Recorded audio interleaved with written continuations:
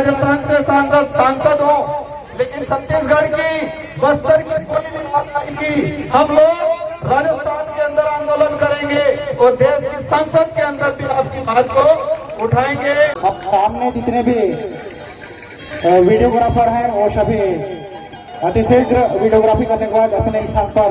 देखते मणिपुर के अंदर भारत का हिस्सा है मैतेई समुदाय और कुकी समुदाय, दोनों समुदाय आदिवासी है, लेकिन दोनों का धर्म अलग अलग है और धर्म की लड़ाई वो ऐसे मरे हैं, ऐसे लड़े हैं कि आपस में अपने एक दूसरे को काट रहे हैं। एक पहाड़ छत्तीसगढ़ का एक इलाके की एक मिनरल्स के बारे में सरकार के पास रिपोर्ट है कि इस इलाके में ये आयरन निकलेगा, इस इलाके में सोना निकलेगा, यहाँ पर कोयला निकलेगा, यहाँ पर बॉक्साइट निकलेगा, ये सब आंकड़ा है। लेकिन किस इलाके में आदिवासियों की क्या स्थिति है, ये आंकड़ा सरकारों के पास नहीं। ज्यादा विस्थापन अगर हो रहा है तो आदिवासी समुदाय का हो रहा है आज की तारीख, भले वो छत्तीसगढ़ में हो, भले वो झारखंड में हो, भले वो राजस्थान में हो। हमारे बीच में बहुत धन्यवाद सभी को। जय जोहार। बुडाल पेंता, बुडाल पेंता, जिम्मेदारी आना, जिम्मेदारी आना। आप सभी को तहे दिल से जोहार। आज राजस्थान से गांव बस्तर छत्तीसगढ़ 1,500 किलोमीटर दूर से आपने मुझे दिल से आमंत्रित किया और मुझे एक सौभाग्य मिला। और आप सबका जो प्रेम, आप सबका जो स्नेह, आप सबके अंदर एक अपनत्व की भावना ने हमारा दिल जीत लिया। आज गोरवाड़ा समाज समन्वय समिति के द्वारा कार्यक्रम हमारे आदिवासी समुदाय के पुरखों द्वारा इस फसली त्योहार को पूरे देश के अंदर मनाया जाता है। ये कि अलग के अंदर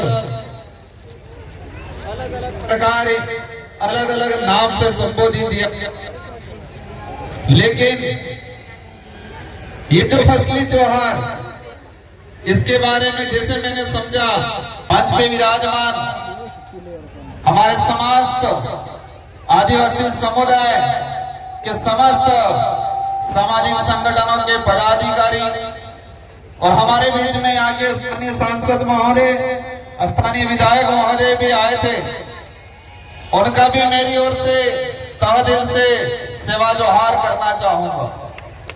साथियों, आप सबके दिमाग में कई प्रकार के सवाल होंगे। कई दिनों से प्रचार प्रसार चल रहा था कि राजस्थान से राजकुमार लोग सांसद है, वो यहां पर आ रहे हैं। मुझे इस काबिल बनाने के लिए बांसवाड़ा डूंगरपुर राजस्थान की जनता ने रात दिन मेहनत करके मुझे सांसद बना के दिल्ली के अंदर ये उम्मीद की है कि उस क्षेत्र का तो प्रतिनिधित्व करना है, लेकिन पूरे देश के आदिवासी दलित पिछड़ों का भी प्रतिनिधित्व दिल्ली में करना है। ये जिम्मेदारी मुझे दी गई है और उसी अपनत्व की वजह से आज आपने मुझे आमंत्रित किया। साथियों, मैं इस इलाके में पहले आया था, एक बार विधायक था तो, और मैं मेरे पूर्व विधानसभा क्षेत्र की जनता को भी धन्यवाद देना चाहता हूं, जिस जनता ने मुझे 2 बार विधायक बनाया और वो भी राजस्थान के अंदर हाईएस्ट मतों से जिता के भेजा। और अब कितनी बार मुझे सांसद बनने का अवसर मिला, 2 बार विधायक, 1 बार सांसद बना, जनता ने बनाया। अगर मैं आदिवासी समाज का सर्टिफिकेट नहीं लगाता तो शायद मुझे सांसद बनने का, विधायक बनने का अवसर नहीं मिलता। मेरे पास कितनी भी बड़ी ताकत होती, भले धन बल होता, बाहुबल होता, कुछ होता, लेकिन मेरे पास आदिवासी समाज का सर्टिफिकेट नहीं होता तो मुझे सांसद बनने का अवसर नहीं मिलता और मैं सांसद नहीं बनता तो शायद आप मुझे यहाँ पर बुला के आमंत्रित करके मान सम्मान नहीं देते। साथियों, आज ये कार्यक्रम है ठाकुर जवाहरनी हमारे पूर्वजों को, हमारे पितृ देवताओं को हम पूछ के नई जो फसल तैयार होती है, इसके बाद हम लोग हमारे अन्य गतिविधि और उस फसल का हम हमारे जीवन में खान पान में उपयोग में लेते हैं। मैं पूर्व वक्ताओं का भाषण सुन रहा था और कल से आया तब से मैं यहाँ के लोगों की मनोस्थिति, यहाँ की वर्तमान जो परिस्थितियां हैं, सारे के बारे में समझ रहा था। साथियों, हमारा देश को विदेश में जब पहचाना जाता है, इस देश के प्रधानमंत्री महोदय हो या हमारे देश के राष्ट्रपति महोदय हो, कभी भी विदेश में जाते हैं तो जो मंच पे बुलाया जाता है, मंच पे बुलाने से पहले क्या कहा जाता है कि ये उस देश के प्रधानमंत्री या राष्ट्रपति महोदय है जिस देश को महान कहा जाता है। क्या संबोधन दिया जाता है कि इस देश के प्रधानमंत्री या उस देश के राष्ट्रपति महोदय है जिस देश को महान कहा जाता है, उस देश में अतिथि देवो भव कहा जाता है, मतलब मेहमान भगवान के बराबर होता है, ये कहा जाता है। उस देश से हम ये आ रहे हैं, ये संबोधन दिया जाता है। में स्थापित है, आदिवासी समुदाय में ही स्थापित है, क्योंकि आदिवासी समुदाय के अंदर किसी भी गांव में, किसी भी घर में कोई भी अज्ञात व्यक्ति, अनजाना व्यक्ति चला जाएगा तो उसको मान सम्मान बिठाया जाएगा, पानी पिलाया जाएगा, चाय पिलाई जाएगी, भले पहचान नहीं हो इसके बावजूद पूछा जाएगा कि आप कहां से, बराबर पहचान में नहीं है। यही बात शहर में जाएंगे, अनजान व्यक्ति जाएगा, दरवाजे पे रोक लिया जाएगा, कौन हो, किस लिए आए हो, ये पूछा जाएगा, इसके बाद उसको प्रवेश दिया जाएगा।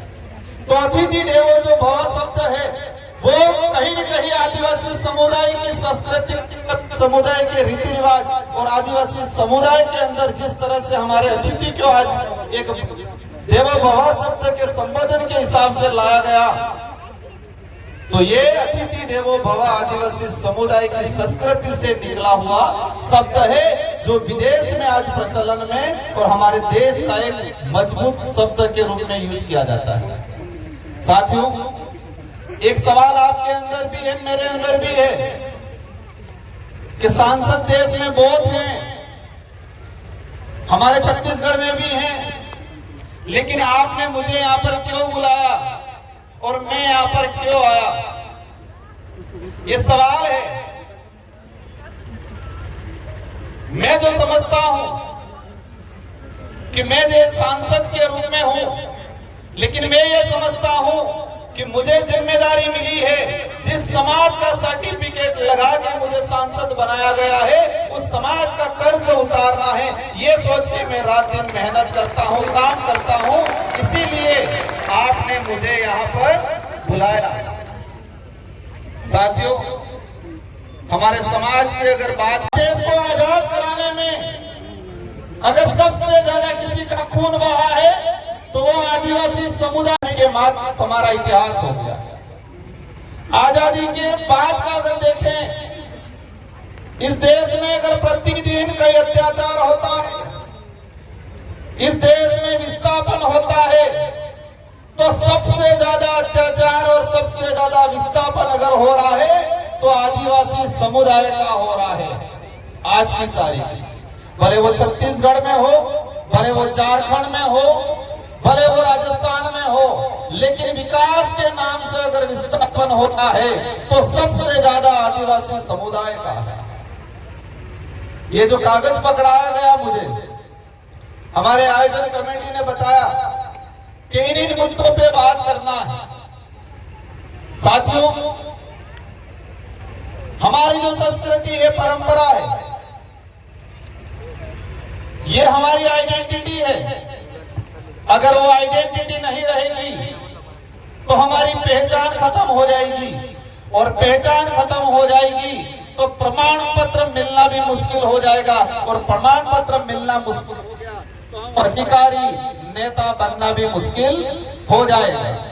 इसलिए हमारी जो संस्कृति है, कई लोग पढ़े लिखे बनने के बाद, अधिकारी नेता बनने के बाद ये कहते हैं ये तो पुराने जमाने का काम है। हमारी संस्कृति के बारे में, हमारी पूजा पद्धति के बारे में कुछ लोग तर्क देते हैं कि जमाना बदल गया है, हमको बदलना पड़ेगा, कब तक ऐसे न ऐसे रहोगे, ये कहा जाता है। लेकिन वो उसको उस काबिल कहलाने के लिए और उस काबिल बनाने में संस्कृति का बहुत बड़ा योगदान है। जो व्यक्ति ऊपर जाके ये बोलता है, उसको उस काबिल बनाने में इस संस्कृति का बहुत बड़ा योगदान है। और हमारे आदिवासी समुदाय की संस्कृति, हमारी परंपरा, रीति रिवाज हमारी विकास में कहीं पर भी बाधक नहीं है, वो हमेशा सहायक के रूप में काम करती है। हमारी संस्कृति हमारे विकास में सहायक है, न कि बाधक है। बाधक नहीं है, सहायक है। साथियों, इस देश दुनिया में जो माहौल बना है वर्तमान, और छत्तीसगढ़ इतना सुंदर इलाका है, भौगोलिक दृष्टि से स्वच्छ है, यहाँ के लोगों का जो व्यवहार है, हमारे समुदाय के अंदर जो प्रेम भावना है, वो अन्य इलाकों से सबसे बढ़िया हमारे यहाँ के लोगों का दिल है, मन साफ है। एक सुंदर छत्तीसगढ़ को पूरे देश में अलग नजरिए से देखा जा रहा है। आज मुझे दुख है इस बात का, एक सुंदर छत्तीसगढ़ जो भौगोलिक दृष्टि से, सांस्कृतिक दृष्टि से, यहाँ के लोगों का व्यवहार, यहाँ के लोगों का प्रेम भाव पूरे देश बेस्ट, छत्तीसगढ़ को पूरे देश में वर्तमान में एक अलग नजरिए से देखा जाता है। देश की राजधानी में कोई न्यूज छपती है, यहाँ हमारे राजस्थान में, प्रदेश में कहीं भी छत्तीसगढ़ के बारे में सबसे पहले अगर कोई बात आती है तो कोई भी न्यूज छपती है तो एक ही बात बोली जाती है। उस न्यूज में क्या बोला जाता है कि नक्सलाइट इलाका। आज मैं छत्तीसगढ़ आया तो जो आदिवासी समुदाय के विरोधी जो विचारधारा के लोग हैं वो राजस्थान में भी कह रहे हैं कि राजकुमार रोड नक्सलाइट इलाके में गया है। राजस्थान या किसी भी देश के कोने में ये किसी भी न्यूज़पेपर में आज तक ये नहीं छपा कि छत्तीसगढ़ भौगोलिक दृष्टि से सबसे सुंदर है, वहां पर आदिवासी समुदाय रहता है और आदिवासी समुदाय की एक विशेष पहचान है, एक शानदार कल्चर है। ये कहीं नहीं बताया जाता, बस यही बताया जाता है कि छत्तीसगढ़ खराब है, एक कलंक लगा दिया है। मैं पिछली बार आया था जब विधायक था, मैंने सुना 11-12 साल की बच्ची को नक्सलाइट कह के मारा गया। इस बिंदु में भी लिखा है कि आदिवासी समुदाय को कुछ लोग प्रशासन के सहयोग से इनको बदनाम करके नक्सलाइट का धब्बा लगा के उनको मार दिया जाता है। पिछले इन 8 महीनों के अंदर छत्तीसगढ़ में 150 के आसपास लोगों को मारा गया है नक्सलाइट के नाम से। मैं ये नहीं कह रहा हूं कि सारे के सारे निर्दोष थे, हैं कुछ लोग गलत, लेकिन इसमें कई ऐसे लोग हैं जो बेचारे निर्दोष हैं। हो रहा है कि नहीं हो रहा है? हो रहा है। ये किस लिए हो रहा है? यहाँ पर मैंने एक चीज देखा, इस इलाके के अंदर कई इलाका ऐसा है जहां पर आदिवासियों की स्थिति कैसी है वो नहीं पता है। आदिवासियों को एजुकेशन मिल रहा है कि नहीं मिल रहा है वो नहीं पता है। आदिवासियों के गांवों तक सड़क जा रही है वो नहीं पता है। और कई इलाका ऐसा है कि उन इलाकों के अंदर आदिवासी समुदाय के आधार कार्ड भी नहीं बने हैं, वोटर आईडी भी नहीं बने हैं। लेकिन दूसरी ओर छत्तीसगढ़ के एक एक पहाड़ में कौन सा मिनरल है, कहां से कोयला निकल रहा है, कहां से आयरन निकल रहा है, कहां से सोना निकल रहा है, ये सारा खंगाल लिया सरकारों ने, लेकिन आदिवासियों की स्थिति के बारे में ज्यादा खंगाला नहीं है। एक एक पहाड़, छत्तीसगढ़ का एक एक इलाके की एक एक मिनरल्स के बारे में सरकार के पास रिपोर्ट है कि इस इलाके में ये आयरन निकलेगा, इस इलाके में सोना निकलेगा, यहाँ पर कोयला निकलेगा, यहाँ पर बॉक्साइट निकलेगा, ये सब आंकड़ा है। लेकिन किस इलाके में आदिवासियों की क्या स्थिति है, ये आंकड़ा सरकारों के पास नहीं है। ये सामाजिक कार्यक्रम है, मैं यहाँ पर राजनीतिक बात नहीं करना चाहूंगा, लेकिन इसमें ये जो लिखा हुआ है कि आदिवासी समुदाय का विस्थापन, साथियों मैंने देखा पिछले समय में इस देश के अंदर टाइगर प्रोजेक्ट बनाए। 1972 के अंदर एक दलाई सरकार, केंद्र सरकार, और पूरे देश में अभी तक 56 से 57 टाइगर प्रोजेक्ट किए, टाइगर प्रोजेक्ट बनाए, और इसमें से 70 से 80% टाइगर प्रोजेक्ट ओनली फॉर आदिवासी इलाके के अंदर बनाए जा रहे हैं। अब तक टाइगर प्रोजेक्ट के नाम से पूरे देश के अंदर पिछले जो समय निकला उसके अंदर हम निकाल के देखे तो 5,56,000 आदिवासियों को विस्थापित किया गया टाइगर प्रोजेक्ट के नाम से। आपके यहाँ पर भी शायद बीजापुर में टाइगर प्रोजेक्ट प्रस्तावित है। इससे चौंकन करने वाली बात, 1972 से लगा के 2021 तक 2.5 लाख आदिवासी विस्थापित हुए, लेकिन 2021 से 2024 तक मात्र 4 साल के अंदर 3 लाख लोग विस्थापित हुए, 3 लाख लोग विस्थापित किए गए टाइगर प्रोजेक्ट के नाम से। यहाँ पर माइनिंग होता है दबा के। हम देश के विकास में बाधक नहीं है, लेकिन जो विकास आदिवासियों का नाश करके किया जाता है वो विकास हमारी नजर में गलत है। हमने देखा पिछले इलाके के अंदर, फॉरेस्ट के अंदर जो आदिवासी रह रहा है वर्षों से, आजादी से पहले से, उसके लिए एनडीए की सरकार 2006 में फॉरेस्ट राइट एक्ट लाई, लेकिन छत्तीसगढ़ का ही मैंने आंकड़ा निकाला, पिछले 5 साल के अंदर 100 से 200 हेक्टेयर जमीन भी फॉरेस्ट राइट एक्ट के तहत आवंटन नहीं किया गया। लेकिन पूरे देश में वन विभाग की 18,982 हेक्टेयर जमीन प्राइवेट कंपनियों को, कितने 18,982 हेक्टेयर जमीन प्राइवेट कंपनियों को फॉरेस्ट की जमीन दी गई। लेकिन एक बेचारा गरीब आदमी जो आजादी से पहले वन विभाग में रह रहा है, वो आज भी पट्टों के लिए तरस रहा है।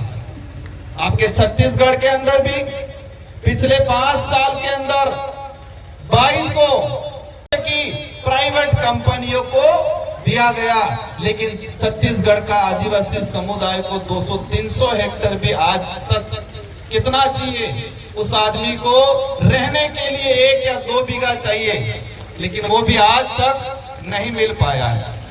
साथियों, ये लड़ाई लंबी है, ये लड़ाई राजनीति करने की भी नहीं है। ये लड़ाई जो हमारे मुख्य लड़के गए, हम बिरसा मुंडा जी को याद करते हैं, गुंडाधर बाबा को याद करते हैं, तिलका मांझी को याद करते हैं। उन लोगों ने जल जंगल जमीन की लड़ाई लड़ी। हम जल जंगल जमीन का नारा जरूर लगा लेते हैं, लेकिन जल जंगल जमीन को उजाड़ कौन रहा है उसके बारे में आज भी अनभिज्ञ। हमने देखा छत्तीसगढ़ के अंदर बड़ी बड़ी कंपनियां आई, आप सभी आंदोलन करते हो क्योंकि आपकी जमीन हड़पी जाती है, आपको विस्थापित होना पड़ा है। एक रिसर्च कंपनी का डाटा आया कि देश के अंदर जो आदिवासी समुदाय है, इसमें से 70% आदिवासी अपने जीवन काल में एक बार विस्थापित होता है। अपने जीवन काल में 100-200-150 साल के अंदर आदिवासी समुदाय एक बार विस्थापित होता है, एक सर्वे रिपोर्ट आए।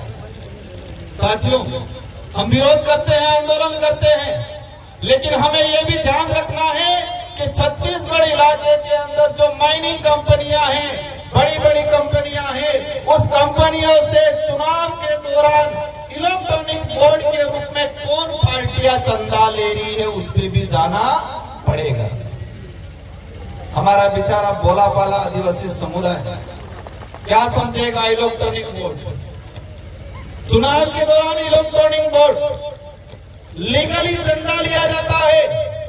छत्तीसगढ़ के इलाके में माइनिंग करने वाली अधिकतर कंपनियों ने चुनाव के दौरान इलेक्ट्रॉनिक बोर्ड मतलब चंदा दिया, करोड़ों रुपयों में 700-800 करोड़ के आसपास दिया गया। अब ये हमारा भोला भाला समाज कैसे समझेगा? साथियों, नारायणपुर के अंदर थल सेना मैं आया, मुझे जानकारी मिली, मैंने न्यूज़पेपर में पढ़ा था। हम सेना का सम्मान करते हैं। जितना आदिवासी समुदाय इस देश की आजादी में लड़ा है, जो शहीद हुआ है, जो आज तक जो शहीद हुए हैं, उनसे कई गुना है, हम सम्मान करते हैं। लेकिन आदिवासी समुदाय के अंदर सेना के प्रति गलत भावना लाने का काम वर्तमान में किया जा रहा है। वो भावना कैसे आएगी? क्योंकि आदिवासियों की जमीन पर के अगर सेना के कैंप लगाएंगे, थल सेना को यहाँ पर जो कैंप रेंज लगाया जा रहा है, तो आदिवासी और सेना के बीच में टकराव वाली स्थिति पैदा हो। पेशा एक्ट में प्रावधान है, शेड्यूल 5 में प्रावधान है कि 5वीं अनुसूची अंतर्गत आदिवासियों की जमीन न सरकार ले सकती है, न ही कोई गैर आदिवासी व्यक्ति ले सकता है। ये किसमें प्रावधान है? शेड्यूल 5 में प्रावधान है। सरकार भी किसी भी परियोजना को लगाने के लिए आदिवासियों की जमीन नहीं ले सकती है जब तक ग्राम सभा इसको सहमति नहीं देती। अब ये अधिकार कैसे मिला? 5वीं अनुसूची के अंदर ये अधिकार कैसे मिला हमको? किसी ने दान में दिया क्या? ये हमारे पुरखों ने लड़ा, अंग्रेजों से लोहा लिया, अपनी जान गंवाई। इसके बाद अंग्रेजों ने और संविधान निर्माताओं ने विचार किया कि ये समुदाय हजारों सालों से जल जंगल की जमीन की लड़ाई लड़ता आ रहा है, इसलिए उनको विशेष प्रावधान देना पड़ेगा ताकि आने वाले समय में इन जल जंगल जमीन नहीं उजाड़ी जाए। इसलिए 5वीं अनुसूची का प्रावधान किया गया। लेकिन आज ये नहीं हो रहा है। पेशा एक्ट की पालना नहीं हो रही है, शेड्यूल 5 के प्रावधानों की पालना नहीं हो रही है। बिना सहमति के हर जगह पे, मैं हसदेव गया था बीच में जब विधायक था, वहां पर जाके देखा फर्जी ग्राम सभा बना दिया गया। सरपंच को, ग्राम पंचायत को पता ही नहीं है, फर्जी ग्राम सभा बना दिया गया। इस तरह की जो गतिविधियां हो रही है, इस मंच में विराजमान सामाजिक संगठन और सभी पार्टियों के पदाधिकारियों से मेरा अनुरोध है कि हम जिस समाज का सर्टिफिकेट लगा के इस लेवल तक आए हैं, उसका कर्ज अदा करने का आपको काम करना है आने वाले समय में। हम चाहते हैं हमारे देश का विकास हो, हम भी चाहते हैं हमारा देश विश्व में सबसे बड़ी ताकतवर शक्ति बने, लेकिन आदिवासियों को खत्म करके उसको ताकतवर शक्ति नहीं बना सकते। अंदर देखा गया है फर्जी प्रमाण पत्र वाला। कुछ लोग आदिवासियों से नफरत करते हैं, लेकिन रिजर्वेशन का लाभ लेने के लिए फर्जी प्रमाण पत्र पूरे देश में बनाए जा रहे हैं। आपके बस्तर में भी बनाए जाते होंगे, छत्तीसगढ़ में भी बनाए जा रहे हैं, पूरे राज्य में बनाए जा रहे हैं। साथियों, ये प्रमाण पत्र क्यों मिला हमें? हमारे यहाँ कपाल पे या हमारे पीछे कहीं लिखा नहीं है का आदिवासी? कहीं लिखा हुआ है क्या? एक तो डीएनए से पता चलेगा, दूसरा संस्कृति से पता चलेगा, कल्चर से पता चलेगा, पूजा पद्धति से पता चलेगा। लेकिन धीरे धीरे देश के अंदर हम देख रहे हैं कि हमारी संस्कृति पे कलम चढ़ाने का काम हो रहा है, हमारी पूजा पद्धति पे कलम चढ़ाने का काम हो रहा है। और धीरे धीरे हम पढ़े लिखे कई लोग संस्कृति को भूलने की बात भी किया जाता है। साथियों, एक लंबे समय से एक जंग छिड़ी रहती है पूरे देश के अंदर। मैं सांसद बन के गया और मैंने संसद के अंदर बोला कि आदिवासी समुदाय धर्मपूर्ण समुदाय। हमारे संचालक महोदय कहते कि यहाँ पर हमें ये राजनीतिक मंच नहीं है, ना ही ये धार्मिक मंच है, लेकिन ये ज्ञापन दिया, उसमें मुझे लिख के दिया गया कि आदिवासी धर्म कोड लागू करने पर। इस ज्ञापन में दिया गया है कि आदिवासी धर्म कोड जारी किया जाए। जब इस बात काफी भूचाल आता है, लोग समस्या आ रही है, पता नहीं माइक के साथ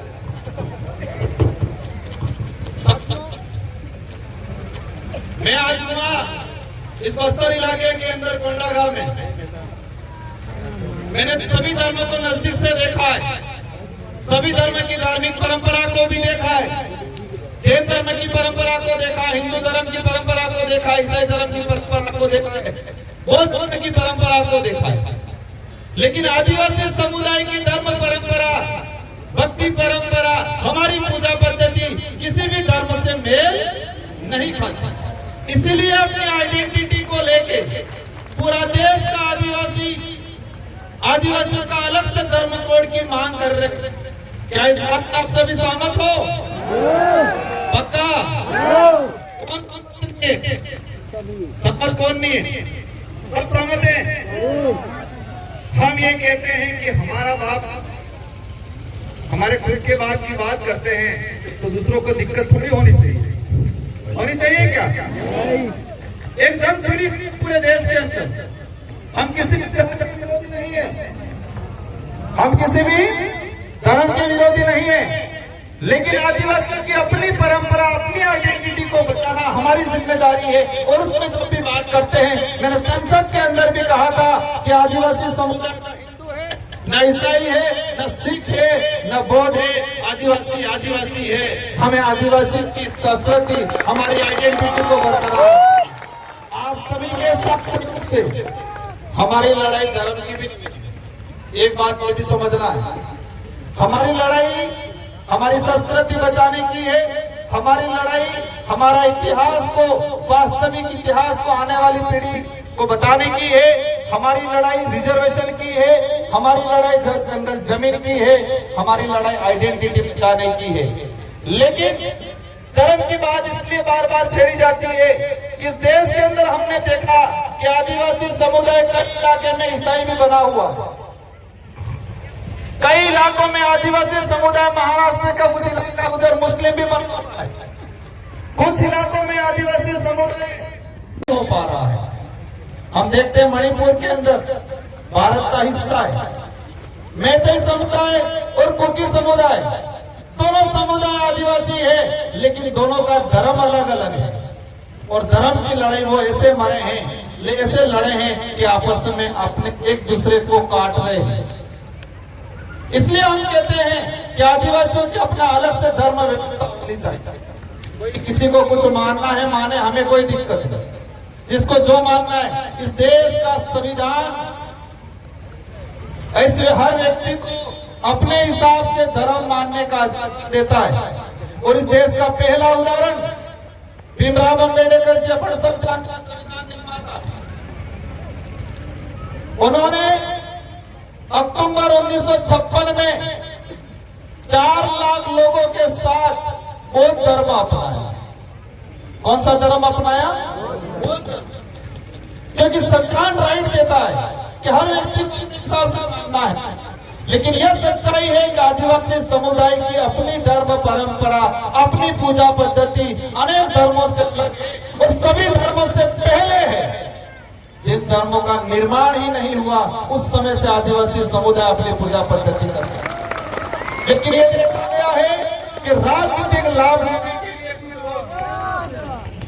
अपने राजनीतिक लाभ लेने हमारे आदिवासी समुदाय को धर्मों में बांट के राज करना चाहते हैं। साथियों, मैं कई बार बोलता हूं कि आदमी एक तो शरीर से विकलांग होता है, अपने हाथ पैर से।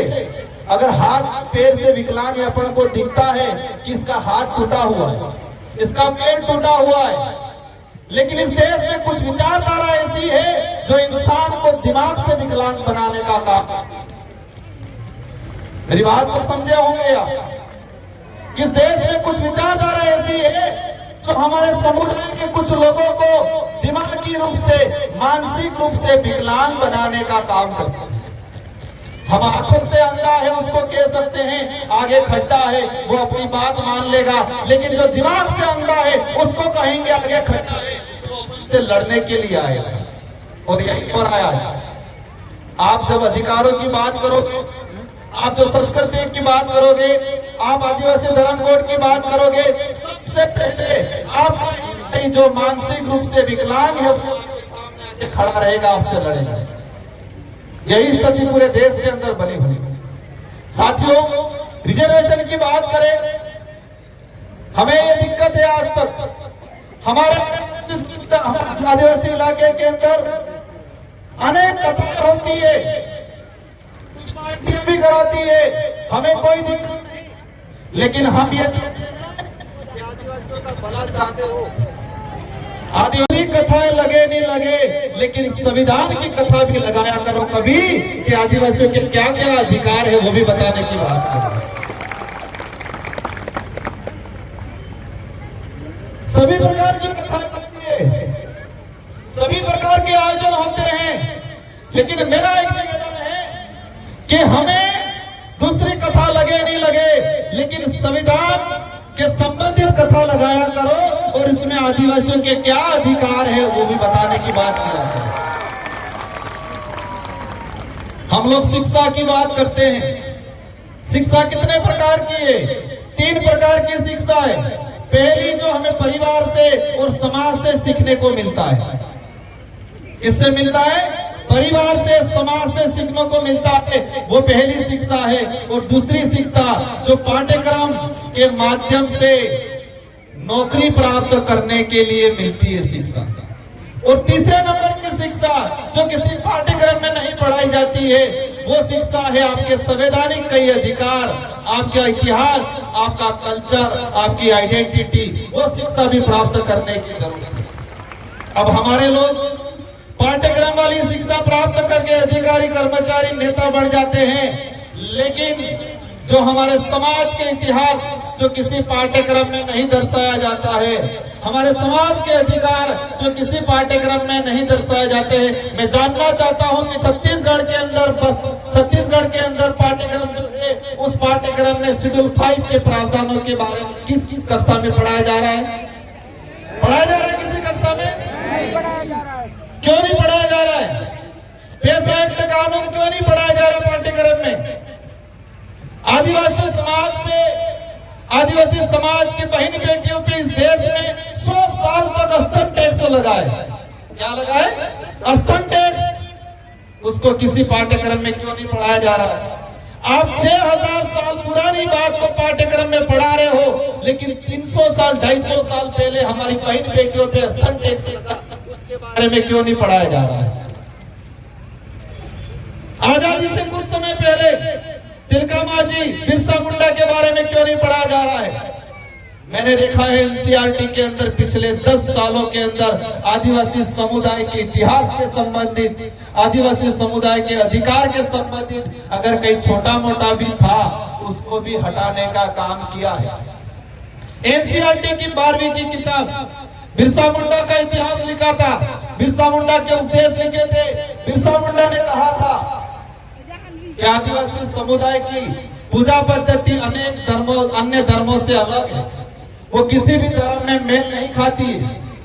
बिरसा मुंडा जी ने उपदेश दिया था। एक लेखक ने लिखा था, वो कई सालों से एनसीईआरटी में पढ़ाया जाता था, लेकिन 2024 में उसको हटा दिया गया और कहा कि आदिवासी बिरसा मुंडा जी हिंदू धर्म को अपनाना यूं के चले गए। पर वो सच्चाई नहीं था।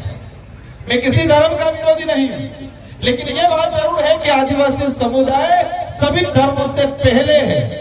आदिवासी समुदाय की अपनी खुद की धार्मिक व्यवस्था है, ये सच्चाई है। हिंदू विवाह अधिनियम 1955, हिंदू उत्तराधिकार अधिनियम 1956, इसमें स्पष्ट कर रखा है कि हिंदू विवाह अधिनियम आदिवासी समुदाय पर लागू नहीं होता है। क्यों? क्योंकि आदिवासी समुदाय हिंदू नहीं है। ये मैं नहीं कह रहा, ये हिंदू विवाह अधिनियम कह रहा है। सुप्रीम कोर्ट के कई जजमेंट कह रहे हैं, हाई कोर्ट के कई जजमेंट कह रहे हैं, इतिहास कह रहा है, संविधान कह रहा है कि आदिवासी समुदाय आदिवासी है, वो सभी धर्म पूर्वी समुदाय है, ये सच्चाई है। साथियों, आरक्षण की बात को मैंने थोड़ा अलग वे में थोड़ा लेके बताया। आरक्षण की बात करते हैं, यहाँ पर लिखा है कि आरक्षण 100% लागू किया जाए। कितना प्रतिशत? शेड्यूल एरिया के अंदर रिजर्वेशन 100% लागू किया जाए। क्या यह सच्चाई है? क्या यह संविधान में प्रावधान है? 100% रिजर्वेशन लागू होना चाहिए, ये बात आप सब कर रहे हो? मांग कर रहे हो नहीं कर रहे हो? कर रहे हो? क्या संविधान में इसका प्रावधान है? संविधान में प्रावधान है। शेड्यूल एरिया, शेड्यूल 5, शेड्यूल 6 में जमीन का हो, शासन प्रशासन में 100% रिजर्वेशन आदिवासियों को मिलना चाहिए, ये संविधान के अंदर है और इम्प्लीमेंट भी हुआ है कुछ इलाकों के अंदर। आंध्र प्रदेश आपका दूर नहीं है, आंध्र प्रदेश राज्य में 100% रिजर्वेशन 7 साल तक मिला। शेड्यूल एरिया की कोई भी भर्ती एक्सल 1 से एक्सल 9 तक की भर्ती में 100% अगर 150 सीटें आई है थर्ड ग्रेड टीचर की, तो 150 ही 50 आदिवासियों से भरी जाएगी, ये प्रावधान है। और आंध्र प्रदेश में 7 साल तक लागू रहा, आंध्र प्रदेश के लोगों को मिला। अगर संविधान में प्रावधान नहीं होता तो आंध्र प्रदेश में 7 साल तक नहीं मिलता। अब खत्म कैसे हुआ? कुछ लोग, विरोधी लोग हाई कोर्ट गए, सुप्रीम कोर्ट गए और वहां मैनेज होके वो मामला आज भी सुप्रीम कोर्ट में अटका हुआ। ये प्रावधान है, लेकिन संविधान के मंदिर की और सबसे बड़ा ग्रंथ है संविधान, उस ग्रंथ को कभी नहीं बांटा जाता है, बाकी ग्रंथ की किताबें बहुत बांटी जाती है। तो हमें संविधान के ग्रंथ है, उस ग्रंथ को समझना है, उस ग्रंथ को बांटना है, उसको ग्रहण करना है और उसमें हमारे क्या अधिकार हैं, उस अधिकार को समझना है। ये हम सबकी जिम्मेदारी है। हमने तो जिंदगी निकाल ली, आप सब भी निकाल लेंगे। आप भी संघर्ष कर रहे हो, हम भी संघर्ष कर रहे हैं, नेता बन के कर रहे हैं, पता नहीं कब क्या हो जाए। लेकिन हम आने वाली पीढ़ी को क्या देके जा रहे हैं? आपने आया, आपने पूजा पद्धति करवाई, हमारे पूर्वजों को आपने फूल माला पहनवाई मेरे से। क्यों पहनवाई? क्योंकि ये लोग हमारे लिए लड़ मर के गए, हमारे लिए जमीन निकाल के गए, हमारे अधिकार दिला के गए, इसलिए हम अगरबत्ती दिया पूजा पद्धति कर रहे नहीं कर रहे? अगर इन्होंने हमारे लिए भलाई का काम नहीं किया होता तो आज हम उनकी पूजा पद्धति नहीं करते। और हम जो कर रहे हैं आज, हम आवश्यकता वाली भौतिक सुख सुविधा वाली जिंदगी जी के अधिकार खत्म करने वाले लोगों के साथ खड़े रह रहे हैं। तो आने वाले 30, 40, 50 साल बाद हमारी पीढ़ी जल जंगल जमीन से बाहर हो जाएगी, उनसे छीन लिया जाएगा, रिजर्वेशन खत्म हो जाएगा, पहचान खत्म हो जाएगी, उनकी धार्मिक व्यवस्था खत्म हो जाएगी। तब 50 साल बाद हमारी जो पीढ़ी है, हमारा अगरबत्ती दिया नहीं करेगी। करेगी? अपनी पूजा पद्धति करेगी, पूजा पाठ करेगी? क्योंकि हम तो हमारे अधिकार जो है वो खत्म करके जा रहे हैं। हम तो हमारी संस्कृति पे अन्य संस्कृति का कलम चढ़ा के जा रहे हैं। हम तो जो रिजर्वेशन खत्म हो रहा है उसके साथ जा रहे हैं। हमारे लोग टीचर बन गए, कांस्टेबल बन गए, कुछ आरएस अधिकारी, सॉरी सीआई बन गए, कुछ प्रोफेसर बन गए, हम खुश हो गए। लेकिन देश के अंदर सुप्रीम संस्था है, IITN है, IIM है, विश्वविद्यालय है, वहां पर छत्तीसगढ़ का एक भी आदिवासी प्रतिनिधित्व नहीं है। IITN में पूरे देश के IITN जो है, पूरे देश के विश्वविद्यालय हैं, यहाँ पर आदिवासियों का प्रतिनिधित्व 2.5% है आज भी। अगर 100 प्रोफेसर हैं विश्वविद्यालय में तो वहां पर 2 से 3% आदिवासियों का प्रतिनिधित्व है। और इसमें भी देखा जाए तो हमारे इलाके का आदिवासियों का प्रतिनिधित्व आज भी नहीं है। इसलिए साथियों, मेरा आज आने का उद्देश्य ये है कि हमारे अंदर जागरूकता है, हम हमारे अधिकारों को पहचाने, हमारा दुश्मन कौन है उनको पहचाने। और दुश्मन से लड़ाई हमको विचारों से लड़नी है, और हमारे विचारों में इतनी ताकत है कि आने वाले समय में अवश्य पूरे देश के आदिवासी समुदाय एक मंच पे आए।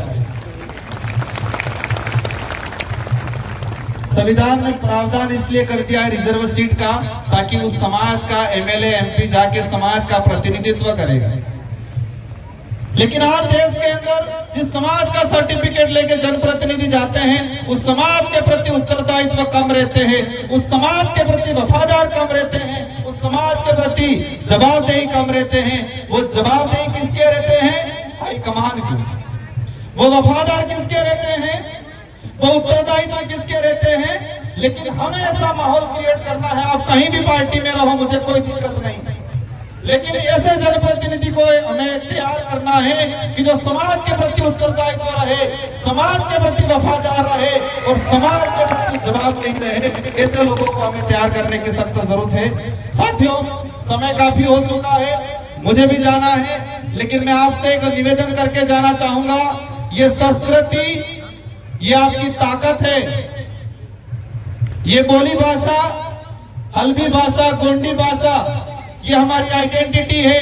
और आंदोलन छेड़ना है कि हल्बी भाषा, गोंडी भाषा को राज्य लेवल पे 8वीं सूची के अंदर केंद्र सरकार को प्रस्ताव भेजो। और मैं आपकी इस बात को, हल्बी भाषा, गोंडी भाषा, इन भाषाओं को 8वीं सूची के अंदर जोड़ने के लिए केंद्र सरकार को पत्र भी लिखूंगा। और लोकसभा में आपकी हर समस्या को लेके, आपके जल जंगल जमीन को लेके, आपके अधिकारों को लेके, आपके बोली भाषा के संरक्षण को लेके अवश्य हम लोकसभा के अंदर आपकी बात रखेंगे। और मैंने एक चीज देखा, हमारा टीचर जा रहा है स्कूल में, बच्चा तो हल्बी बोल रहा है, गोंडी बोल रहा है, और टीचर को गोंडी और हल्बी आ ही नहीं रही। बच्चा क्या पढ़ेगा? बच्चा ड्रॉप आउट हो रहा है। इसलिए सरकार से मांग करनी है, मेरी ओर से भी मदद करूंगा कि जो भी टीचर लगाया जाए, या तो अलग से एक पद क्रिएट किया जाए जो हल्बी या गोंडी भाषा को जानता हो, उस भाषा से संबंधित टीचर लगना चाहिए हमारे आदिवासी इलाके के। या जो भी आरपीसी आपके यहाँ जो एग्जाम होते हैं, उस एग्जाम में ये किया जाए कि 5% या 10% होने चाहिए।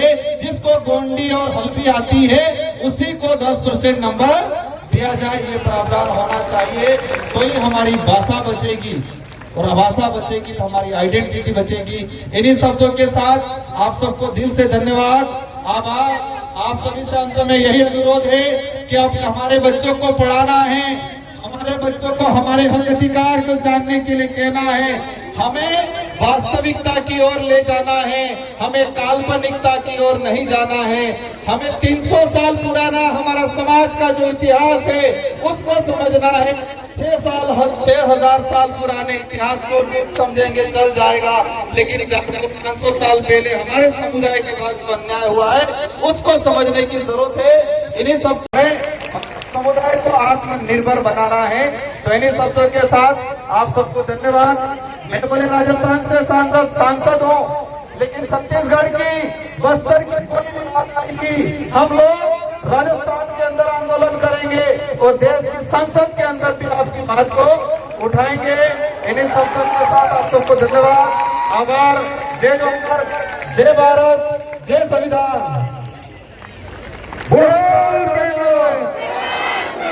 जय जोहर का नारा है, उड़ाल पेंदा, आप सबको आभार। जय